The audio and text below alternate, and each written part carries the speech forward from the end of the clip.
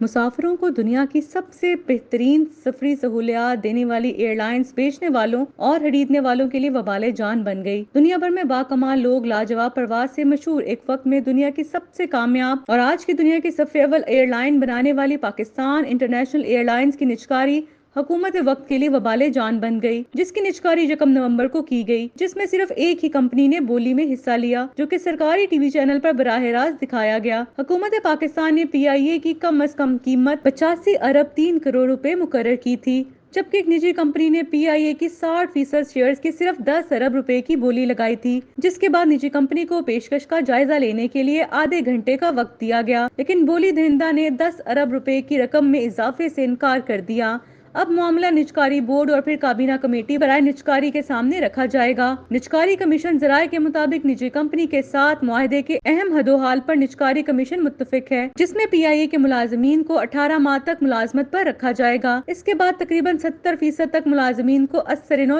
Job letter offer ہوں گے۔ سرمایہ کار کمپنی 5 برسوں میں $30 کروڑ کی سرمایہ کاری کرے گی اور جہازوں کی تعداد 45 تک بڑھائی جائے گی۔ پی آئی اے تمام روٹس پر اپنی سروسز کو بحال کرے گی۔ پی آئی اے کی نجی کمپنی کی جانب سے 10 ارب کی انتہائی کم بولی لگنے کے بعد خیبر پختونخوا حکومت نے بھی پی آئی اے خریدنے کی کوشش کر دی۔ اس حوالے سے Khyber Pakhtunkhwa board of investment کی جانب سے وفاقی وزارت نجکاری کو خط لکھ دیا گیا۔ خیبر پختونخوا حکومت کے بورڈ آف انویسٹمنٹ نے وزیر اعلیٰ علی امین گنڈا پور کی جانب سے پاکستان انٹرنیشنل ایئر لائنز کی نجکاری کے عمل کا حصہ بننے کی خواہش ظاہر کرتے ہوئے کہا کہ ہم 10 ارب روپے بولی سے زیادہ رقم دے کر قومی ایئر لائن حاصل کرنا چاہتے ہیں۔ Khyber Pakhtunkhwa board of investment کے خط میں کہا گیا کہ ہم چاہتے ہیں کہ قومی ادارہ حکومتی تحویل میں ہی رہے۔ خیال رہے کہ گزشتہ روز اسلام آباد میں پی آئی اے کی نجکاری کے لیے بلو ورلڈ سٹی کنونشن کی بولی کھولنے کے لیے تقریب منعقد ہوئی تھی، جہاں واحد بولی دہندہ نے پی آئی اے کی 60% شیئرز کی صرف 10 ارب روپے کی بولی لگائی تھی۔ پی آئی اے کے اثاثوں کی مالیت 152 ارب روپے ہے، اسی لیے نجکاری حکام نے سر پکڑ لیا تھا اور بڈ دیکھ کر پریشان ہو گئے تھے۔